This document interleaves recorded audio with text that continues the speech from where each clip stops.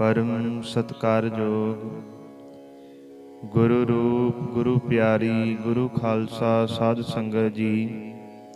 आओ जो अज श्री दरबार साहिब श्री हरमंदर साहिब दीन दुनिया दे मालक धन धन साहिब श्री गुरु ग्रंथ साहिब महाराज जियां ने जो श्री मुखवाक साहिब जियां दी बख्शिश कीती है, उस हुक्मनामा साहिब जियां दे आपां अखरी अर्थ सरवण करिए। विचार दी आरंभता तो पहला धन श्री गुरु ग्रंथ साहिब महाराज जियां दे चरणां विच हाजरी लवाउंदे होए धन गुरु गोबिंद सिंह महाराज जियां वल्लों बख्शिश कीती हुई फतेह बुलाइए। कोई भी रसना वांझी ना रहे, सारी संगत गज के आखो जी वाहिगुरु जी का खालसा वाहिगुरु जी की फतेह।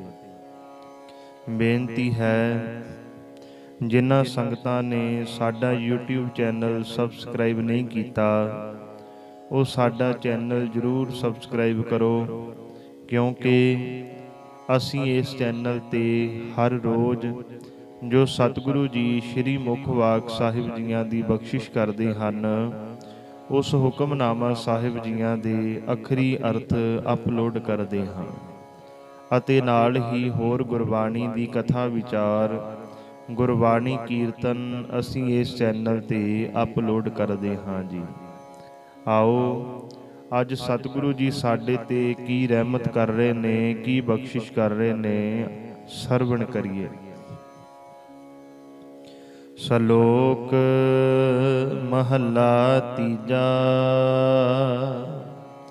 अज दा मुख वाक। निमाणियां दे माण निताणियां दे ताण निओटियां दी ओट निआसरियां दे आसरे सतगुरु। तीजे गुरु नानक धन धन साहिब श्री गुरु अमरदास महाराज जियां ने अपनी मुबारक रसना तो उचारण किया होया है, जो कि राग सोरठ विच है। ये पावन पवित्र शब्द धन श्री गुरु ग्रंथ साहिब महाराज जियां विच 643 अंग ते सुभाएमान है। पूरब लिखिया कमावना जे करते आप लिखियास। धन गुरु अमरदास महाराज जी कह रहे ने पूरब लिखिया कमावना। इंसान जो भी पिछले कीते कर्म करता है, पिछले जन्म विच जिन्ने भी इन्हें कर्म कीते है, वो चाहे माड़े है चाहे चंगे है, ਜਿਹੜੇ ਕਰਮ ਇਹਦੇ ਮਸਤਕ ਤੇ ਲਿਖੇ ਗਏ, ਮਹਾਰਾਜ ਕਹਿੰਦੇ ਉਹ ਇਹਨੂੰ ਕਮਾਉਣੇ ਹੀ ਪੈਣਗੇ, ਉਹ ਭੋਗਣੇ ਹੀ ਪੈਣਗੇ। ਜੇ ਕਰਤੈ ਆਪ ਲਿਖਿਆਸ, ਜੋ ਕਰਤਾਰ ਨੇ ਆਪ ਲਿਖ ਦਿੱਤਾ, ਉਹ ਇਨਸਾਨ ਨੂੰ ਜ਼ਰੂਰ ਕਮਾਉਣਾ ਹੀ ਪੈਂਦਾ ਹੈ। ਇਹਨੂੰ ਉਹ ਕਰਮ ਭੋਗਣਾ ਹੀ ਪੈਣਾ। ਭੋਗੇ ਬਿਨ ਭਾਗੇ ਨਹੀਂ, ਕਰਮ ਗਤੀ ਬਲਵਾਨ। ਕਰਮ ਖਹਿੜਾ ਨਹੀਂ ਛੱਡਦੇ। ਜੇ ਅਸੀਂ ਮਾੜੇ ਕਰਮ ਕਰਾਂਗੇ, ਮਾੜੇ ਕਰਮਾਂ ਦੀ ਸਜ਼ਾ ਮਾੜੀ ਹੀ ਹੈ, ਉਹ ਵੀ ਸਾਨੂੰ ਭੋਗਣੇ ਪੈਣਗੇ। ਜੇ ਅਸੀਂ ਚੰਗੇ ਕਰਮ ਕਰਾਂਗੇ, ਚੰਗੇ ਕਰਮਾਂ ਦਾ ਫਲ ਵੀ ਸਾਨੂੰ ਮਿਲੇਗਾ। ਇਸ ਕਰਕੇ ਹਮੇਸ਼ਾ ਹੀ ਚੰਗੇ ਕਰਮ ਕਰੋ, ਭਲੇ ਦੇ ਕਰਮ ਕਰਨੇ ਚਾਹੀਦੇ ਹੈ। ਕਰਮਾਂ ਨੂੰ ਭੱਜ ਕੇ ਨਹੀਂ ਕੱਟਿਆ ਜਾ ਸਕਦਾ। ਇਨਸਾਨ ਅਮਰੀਕਾ ਕੈਨੇਡਾ ਦੀ ਧਰਤੀ ਤੇ ਵੀ ਚਲਿਆ ਜਾਏ, ਜੇ ਉਹਦੇ ਕਰਮ ਮਾੜੇ ਹੈ, ਜੇ ਕਰਮ ਸ਼ੁੱਧ ਨਹੀਂ, ਮਾੜੇ ਕੰਮ ਕਰਦਾ, ਤਾਂ ਕੈਨੇਡਾ ਦੀ ਧਰਤੀ ਤੇ ਵੀ ਉਹ ਦੁਖੀ ਹੋਏਗਾ, ਉਹਨੂੰ ਸੁੱਖ ਨਹੀਂ ਮਿਲ ਸਕਦਾ। ਮਹਾਰਾਜ ਕਹਿੰਦੇ ਜੇ ਸੁਖੀ ਚਾਹੁੰਦਾ ਵੀ ਮੇਰਾ ਜ਼ਿੰਦਗੀ ਆਨੰਦ ਵਿੱਚ ਆ ਜਾਵੇ, ਤਾਂ ਆਪਣੇ ਕਰਮ ਬਦਲੀ ਕਰ। ਪੂਰਬ ਲਿਖਿਆ ਕਮਾਵਣਾ। ਇਨਸਾਨ ਨੂੰ ਕਰਮ ਭੋਗਣੇ ਹੀ ਪੈਂਦੇ ਐ। ਜੇ ਕਰਤੇ ਆਪ ਲਿਖਿਆਸ, ਜਿਹੜਾ ਕਰਤਾਰ ਨੇ ਇਹਦੇ ਮੱਥੇ ਤੇ ਲਿਖ ਦਿੱਤਾ। ਮੋਹ ਠਗੋਲੀ ਪਾਈਨ ਵਿਸਰਿਆ ਗੁਣ ਤਾਸ। ਦੋ ਤਰ੍ਹਾਂ ਦੇ ਇਨਸਾਨ ਹੁੰਦੇ ਐ, ਇੱਕ ਗੁਰਮੁਖ ਹੁੰਦਾ, ਇੱਕ ਮਨਮੁਖ ਹੁੰਦੇ ਐ। ਗੁਰਮੁਖ ਕਿਹੜੇ ਹੁੰਦੇ ਐ? ਜਿਹੜੇ ਗੁਰੂ ਦੀ ਚਾਲੀ ਤੇ ਚੱਲਦੇ ਐ, ਜਾਂ ਇਉਂ ਕਹਿ ਲਓ ਜਿਨ੍ਹਾਂ ਦਾ ਮੁਖ ਗੁਰੂ ਦੇ ਵੱਲ ਹੈ, ਉਹਨਾਂ ਨੂੰ ਗੁਰਮੁਖ ਕਿਹਾ ਜਾਂਦਾ ਹੈ। ਮਨਮੁਖ ਕੌਣ ਹੈ? ਜਿਹੜੇ ਆਪਣੇ ਮਨ ਦੇ ਮਗਰ ਚੱਲਦੇ ਹੈ, ਜਿਹੜੇ ਆਪਣੇ ਮਨ ਦੀ ਮਰਜ਼ੀ ਕਰਦੇ ਹੈ, ਉਹਨਾਂ ਨੂੰ ਮਨਮੁਖ ਕਿਹਾ ਜਾਂਦਾ ਹੈ। ਮਹਾਰਾਜ ਕਹਿੰਦੇ ਮੋਹ ਠਗੋਲੀ ਪਾਈਨ। ਮਨਮੁਖ ਜਿਹੜਾ ਵੀ ਕਰਮ ਕਰਦਾ ਹੈ ਉਹ ਮੋਹ ਦੇ ਵਿੱਚ ਕਰਦਾ। ਉਸ ਦੇ ਲੇਖ ਅਨੁਸਾਰ ਮੋਹ ਦੀ ਠੱਗ ਬੂਟੀ ਜਿਸ ਨੂੰ ਮਿਲ ਗਈ, ਭਾਵ ਜਿਹੜਾ ਮੋਹ ਵਿੱਚ ਡੁੱਬ ਗਿਆ, ਮਹਾਰਾਜ ਕਹਿੰਦੇ ਉਸ ਨੂੰ ਗੁਣਾਂ ਦਾ ਖਜ਼ਾਨਾ ਹਰੀ ਵਿਸਰ ਜਾਂਦਾ ਹੈ। ਮੋਹ ਠਗੋਲੀ ਪਾਇਨ। ਮਨਮੁਖ ਇਨਸਾਨ ਮੋਹ ਵਿੱਚ ਫਸ ਜਾਂਦਾ ਹੈ, ਵਿਸਰਿਆ ਗੁਣਤਾਸ, ਉਹਨੂੰ ਪਰਮਾਤਮਾ ਵਾਹਿਗੁਰੂ ਜੀ ਭੁੱਲ ਜਾਂਦੇ ਹਨ। ਮਤ ਜਾਣਹੁ ਜਗ ਜੀਵਦਾ, ਦੂਜੈ ਭਾਏ ਮੁਆਸ। ਮਤ ਜਾਣਹੁ ਜਗ ਜੀਵਦਾ। ਸੰਸਾਰ ਨੂੰ ਜਿਉਂਦਾ ਨਾ ਜਾਣੋ ਜੇ ਮਾਇਆ ਦੇ ਵਿੱਚ ਫਸਿਆ ਹੋਇਆ ਹੈ। ਜਿਹੜਾ ਵੀ ਇਨਸਾਨ ਪ੍ਰਮਾਤਮਾ ਵਾਹਿਗੁਰੂ ਜੀਆਂ ਨੂੰ ਛੱਡ ਕੇ ਕਿਸੇ ਹੋਰ ਨਾਲ ਪਿਆਰ ਪਾਉਂਦਾ, ਮਹਾਰਾਜ ਕਹਿੰਦੇ ਉਹਨੂੰ ਜਿਉਂਦਾ ਨਾ ਜਾਣੋ, ਉਹ ਮੁੜਦਾ ਹੈ, ਕਿਉਂਕਿ ਉਹ ਭਰਮ ਵਿੱਚ ਫਸਿਆ ਹੋਇਆ ਹੈ। ਮਤ ਜਾਣਹੁ ਜਗ ਜੀਵਦਾ, ਦੂਜੇ ਭਾਏ ਮੁਆਸ।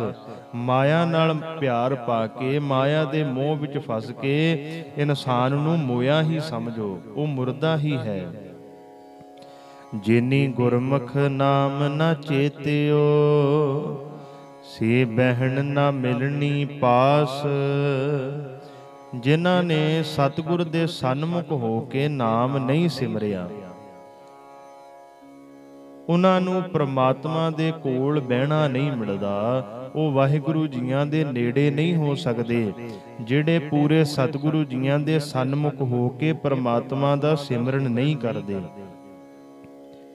ਜਿਹੜੇ ਗੁਰਮੁਖ ਸਤਿਗੁਰੂ ਜੀਆਂ ਦੀ ਦੱਸੀ ਚਾਲੀ ਤੇ ਚੱਲਦੇ ਐ, ਗੁਰੂ ਜੀ ਦੀ ਹਜ਼ੂਰੀ ਅੰਦਰ ਆ ਕੇ ਪ੍ਰਮਾਤਮਾ ਦਾ ਸਿਮਰਨ ਕਰਦੇ ਹਨ, ਨਾਮ ਦੀ ਕਮਾਈ ਕਰਦੇ ਐ, ਮਹਾਰਾਜ ਕਹਿੰਦੇ ਉਹ ਵਾਹਿਗੁਰੂ ਜੀ ਦੇ ਨੇੜੇ ਹੁੰਦੇ ਜਾਂਦੇ ਐ।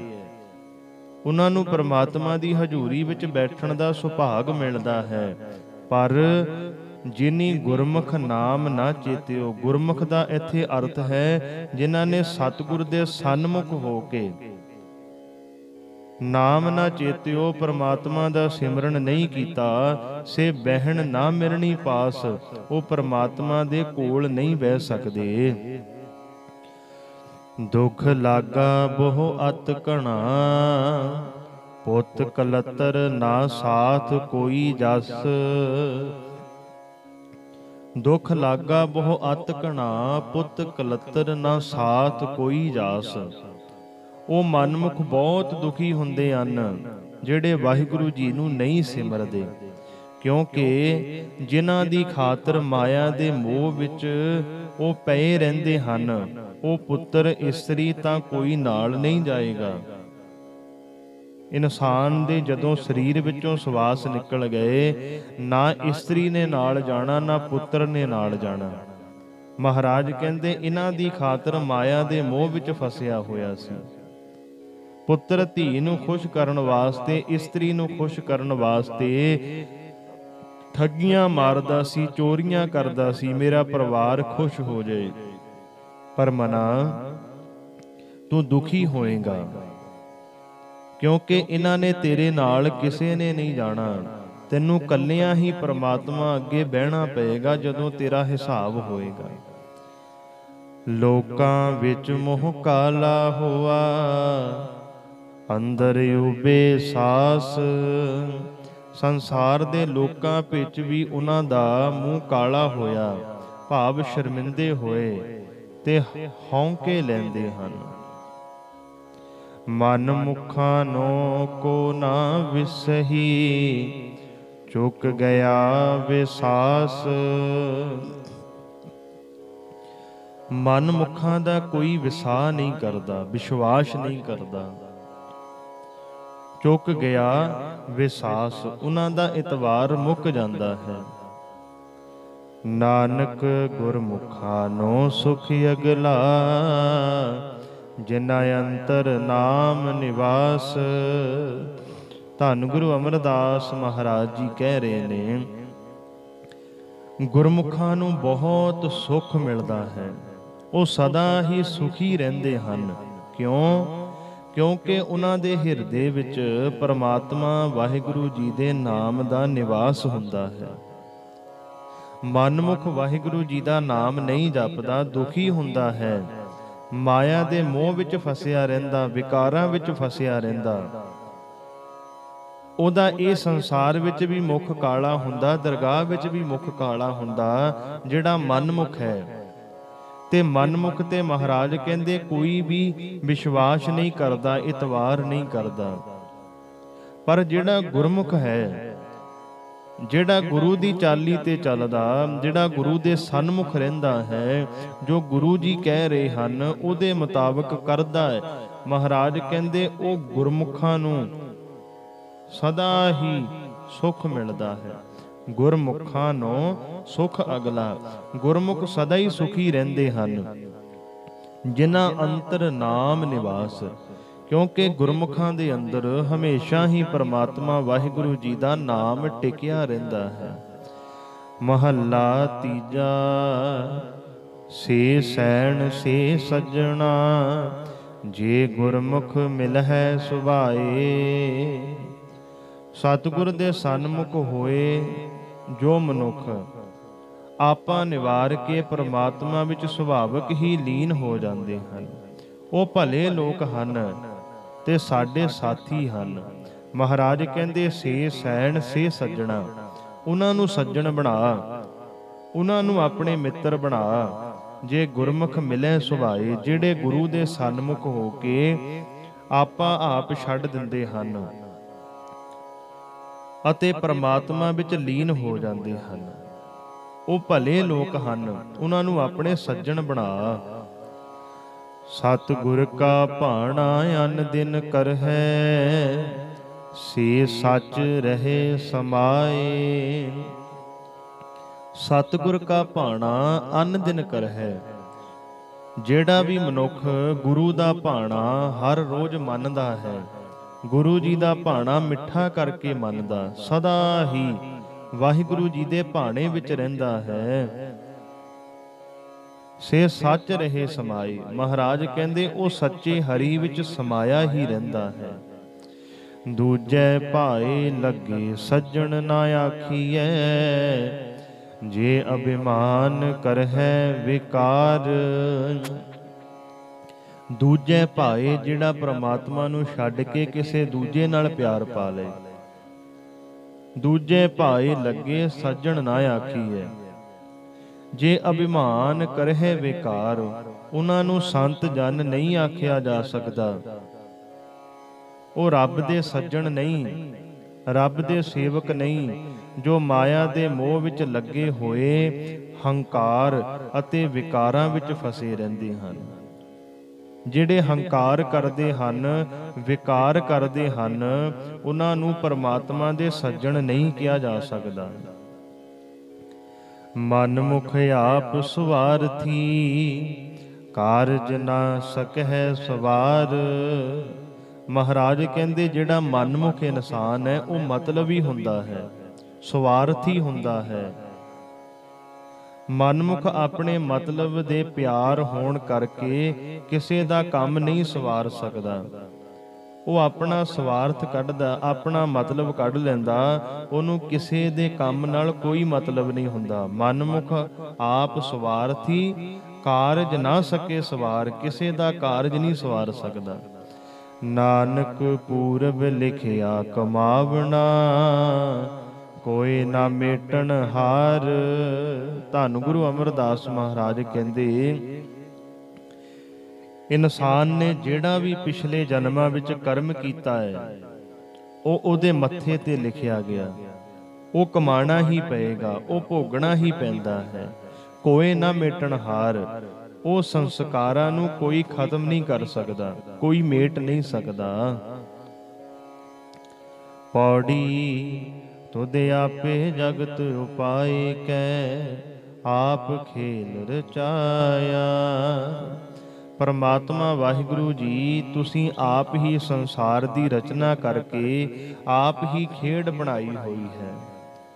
त्रै गुण आप सिरजिया, माया मोह वधाया। त्रै गुण आप सिरजिया, तू आप ही माया दे तीन गुण बनाए होए हन। माया मोह वधाया, ते आप ही माया दा मोह जगत विच वधा दिता है। विच होमै लेखा मंगीए, फिर आवे जाया। विच होमै लेखा मंगीए, महाराज कहंदे हंकार विच लग्गिया दरगाह विच परमात्मा वाहिगुरु जी लेखा मंगदा है। फिर आवे जाया ते फिर जम्मण मरना पैंदा है। ਜਿਹੜਾ भी हंकार विच फसिया रहिंदा, माया दे तिन्ना गुणा विच फसिया रहिंदा है, महाराज कहंदे ਉਹ फिर जम्मण मरण दे गेड़ विच पै ਜਾਂਦਾ है। विच होमै लेखा मंगीए, फिर आवे जाया। जिना हर आप कृपा करे, से गुर समझाया। जिन्हां ते हरि आप मिहर कर देवे, आप कृपा कर देवे, उन्हां नूं सतगुरु ने ये समझ पा दित्ती है। बलिहारी गुर आपने सदा सदा घुमाया। इस करके मैं अपने सतगुरु तो सदके जांदा हां, बलिहार जांदा हां। ਜਿਹੜੇ गुरु ने मैनू ये समझ दिती है भी इंसान माया विच फस के सदा दुखी हुंदा है, जन्म मरण दे गेड़ विच फिर पै जांदा है। एक घट 84 ਲੱਖ ਜੂਨਾਂ ਤੋਂ ਬਾਅਦ ਮਨੁੱਖਾ ਸਰੀਰ ਮਿਲਿਆ ਹੈ। ਜੇ ਇਹ ਮਨੁੱਖਾ ਸਰੀਰ ਅੰਦਰ ਰਹਿ ਕੇ ਵੀ ਇਨਸਾਨ ਵਾਹਿਗੁਰੂ ਜੀ ਨੂੰ ਯਾਦ ਨਹੀਂ ਕਰਦਾ, ਪਰਮਾਤਮਾ ਦੀ ਸਿਫਤ ਸਲਾਹ ਨਹੀਂ ਕਰਦਾ, ਹੰਕਾਰ ਵਿੱਚ ਫਸਿਆ ਰਹਿੰਦਾ ਹੈ, ਤਾਂ ਮਹਾਰਾਜ ਕਹਿੰਦੇ ਫਿਰ ਤੈਨੂੰ 84 ਦਾ ਗੇੜ ਮਿਲ ਜਾਣਾ, ਫਿਰ ਜੰਮਣ ਮਰਨ ਵਿੱਚ ਪਏਗਾ, ਫਿਰ ਜੂਨਾਂ ਭੋਗਣੀਆਂ ਪੈਣਗੀਆਂ। ਇਸ ਕਰਕੇ ਇਹ ਮਨੁੱਖਾ ਸਰੀਰ ਮਿਲਿਆ, ਇਹ ਸਰੀਰ ਅੰਦਰ ਰਹਿ ਕੇ ਪਰਮਾਤਮਾ ਨੂੰ ਯਾਦ ਕਰ, ਹਰ ਸਮੇਂ ਵਾਹਿਗੁਰੂ ਜੀ ਦਾ ਸਿਮਰਨ ਕਰਿਆ ਕਰ। ਮਨਮੁਖ ਦੁਖੀ ਹੁੰਦਾ ਹੈ ਤੇ ਜਿਹੜਾ ਗੁਰਮੁਖ ਹੈ ਉਹ ਹਮੇਸ਼ਾ ਹੀ ਆਨੰਦ ਵਿੱਚ ਰਹਿੰਦਾ, ਉਹ ਹਮੇਸ਼ਾ ਹੀ ਸੁਖੀ ਰਹਿੰਦਾ ਹੈ। ਇਸ ਕਰਕੇ ਉਦਮ ਕਰਿੰਦਿਆਂ ਜੀਓ ਤੂੰ ਕਮਾਵਦਿਆਂ ਸੁਖ ਪਹੁੰਚ, ਧਿਆਇਂਦਿਆਂ ਹਰ ਪ੍ਰਭੂ ਮਿਲ, ਨਾਨਕ ਉਤਰੀ ਚਿੰਤ। ਉਦਮ ਕਰੋ ਪ੍ਰਮਾਤਮਾ ਵਾਹਿਗੁਰੂ ਜੀ ਨੂੰ ਯਾਦ ਕਰਨੇ ਦਾ, ਪਰਮਾਤਮਾ ਵਾਹਿਗੁਰੂ ਜੀ ਨੂੰ ਸਦਾ ਹੀ ਆਪਣੇ ਹਿਰਦੇ ਰੂਪੀ ਘਰ ਵਿੱਚ ਪਰੋ ਕੇ ਰੱਖੋ, ਸਦਾ ਹੀ ਆਨੰਦ ਵਿੱਚ ਰਹੋਗੇ। ਸੋ ਗੁਰਮੁਖੋ, ਇਹ ਸਨ ਜੋ ਸਤਿਗੁਰੂ ਜੀਆਂ ਨੇ ਸ਼੍ਰੀ ਮੁਖਵਾਕ ਸਾਹਿਬ ਜੀਆਂ ਦੀ ਬਖਸ਼ਿਸ਼ ਕੀਤੀ ਹੈ। ਉਸ ਹੁਕਮਨਾਮਾ ਸਾਹਿਬ ਜੀਆਂ ਦੇ ਅਖਰੀ ਅਰਥ ਜੋ ਆਪਾਂ ਸਰਵਣ ਕੀਤੇ ਹਨ, ਬਾਣੀ ਦੀ ਵਿਚਾਰ ਕਰਦੇ ਸਮੇਂ ਇੱਕ ਨਹੀਂ ਬੇਅੰਤ ਭੁੱਲਾਂ ਹੋ ਗਈਆਂ, ਅਣਜਾਣ ਬੱਚੇ ਸਮਝ ਕੇ ਮਾਫ ਕਰਿਓ। ਗੁਰੂ ਵਾਲੇ ਬਣੋ, ਅੰਮ੍ਰਿਤ ਛਕੋ ਜੀ, ਬੁਲਾਓ ਫਤਿਹ। ਵਾਹਿਗੁਰੂ ਜੀ ਕਾ ਖਾਲਸਾ, ਵਾਹਿਗੁਰੂ ਜੀ ਕੀ ਫਤਿਹ।